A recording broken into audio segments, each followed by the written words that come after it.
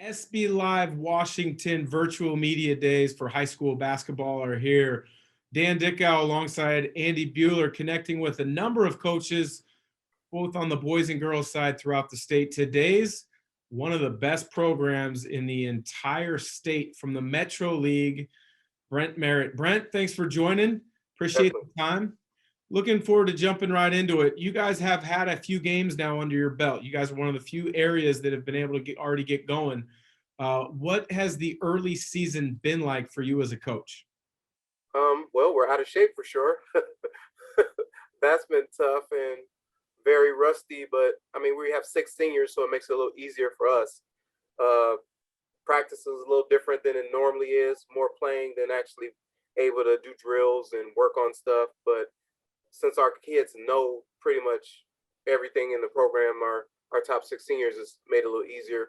I've shortened it. Normally I have 12 to 15 guys on the bench. This year, 10 guys, our 6 seniors, and the other four guys playing. But next year we'll get a little bit more back to normal. With those 6 seniors, you've got a lot of talent. You had a player transfer out to Wasatch Academy, Nolan Hickman, who's a tremendous player, but you've got a tremendous opportunity for a young man, Shane Nowell, to kind of slide into more of a ball handler role position. What have you seen from him early this season that you like and you're excited about with watching his progression? Shane is a natural passer. He wants to pass the ball. I get on him about being more aggressive because he's fine with scoring 6, 8 points if he has 10 assists, which is rare for a high school kid. He's always been that way. He lets the game come to him. So I'm trying to make him be a little more aggressive. We've still won the games, but I still want him to be aggressive to get ready for college next year. But he's just so coachable, and he'll take it either way. He's not going to complain. He just wants to play. But I definitely need him to be more aggressive. Your guys' roster this year, you mentioned the experience and the seniors you bring back who have been a part of what you guys have done these last couple of years. A little bit of a different look, though. I mean, the length you guys bring, obviously sliding Shane over, splitting ball handling duties with Mo Jackson, and bringing JT back into the fold off of football season. You talk about James Lawrence, Patton Lanier. What does that length do for you guys and your identity as a team? Has it changed kind of the way that you look? A little bit. I mean, it is the biggest team we've ever had. It's pretty tough that it's only we don't get to do a full season with it. We've never been this big. We can switch everything. JT can guard guards. He can guard posts. So we can switch everything. And our biggest player comes off the bench in the 6'8.5" freshman. So it's a blessing. I'm excited about it. But too bad it's such a short season. We don't get to experience it for the whole season. You mentioned the freshman, Jacob Kofi.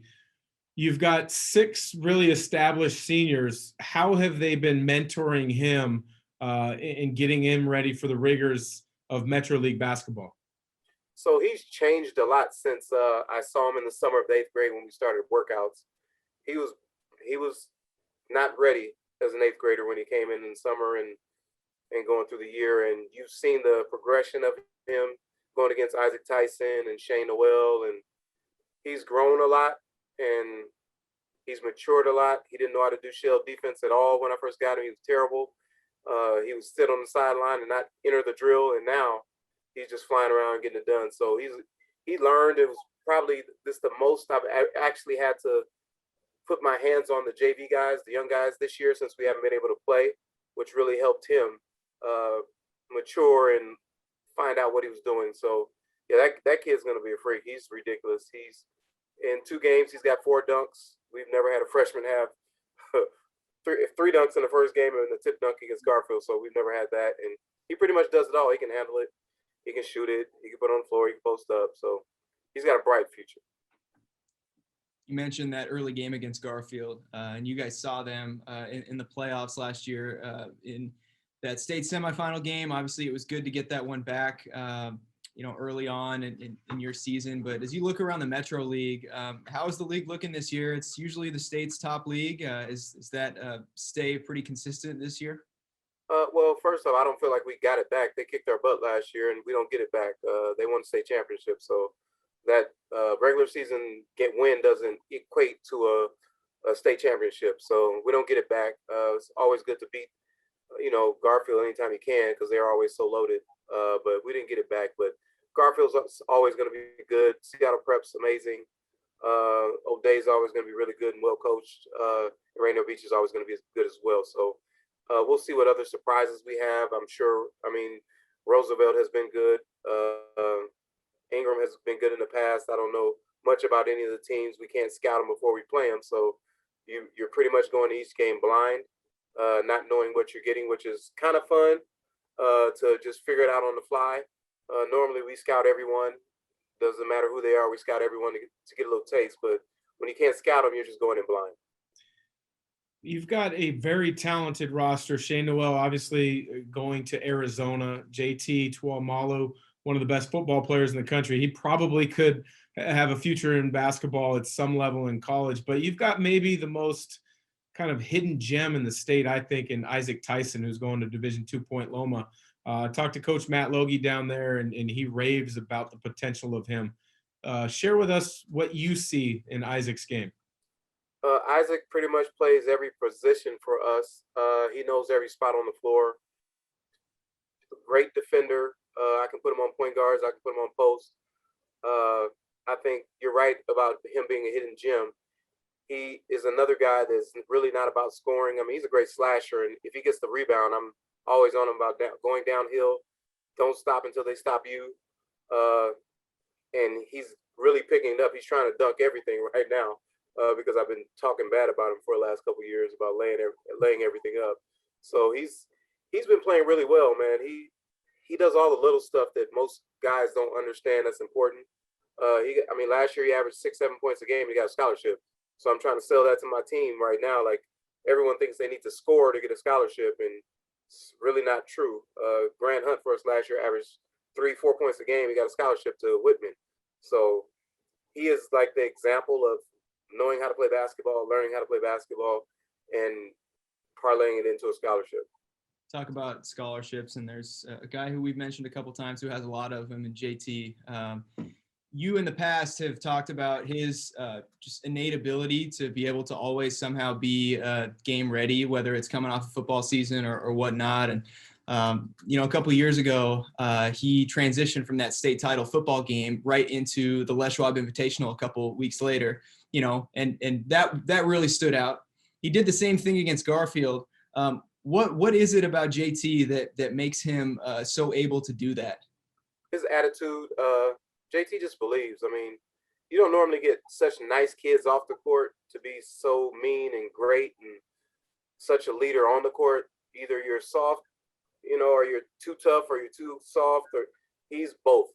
I mean, he's a teddy bear off the court, and he's a mean dude on the court. You don't want to have anything to do with him. He's so skilled. So, like for us, he can bring the ball up and he can go in the post. He's just always ready. And my kids always tell me I talk a lot of smack to him on a regular basis every day. But it's hard to talk bad about JT because he answers the bell every year. So it's been since his freshman year. I use him as an example to my kids. Every year when my freshmen come in, I tell them there are no favorites. And one of my kids said, "What about JT? He's got to be one of your favorites." I said, "Well, ask JT what I did to him when we played Cleveland his freshman year to go to state when he had 2 points at half. Ask him what I did to him.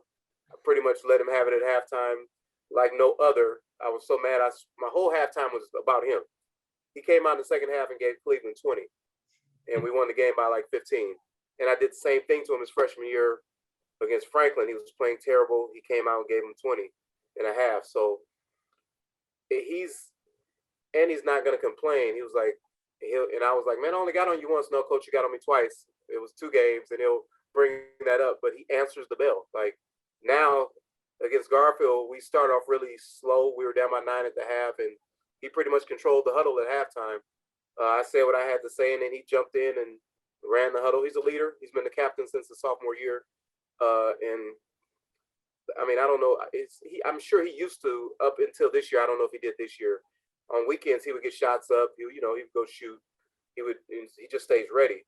But he also, during football season, on a normal year, he would come into the gym just to watch practice. During Thanksgiving break, when soon as the football team is done during Thanksgiving break, we're practicing the whole week because we're out of school.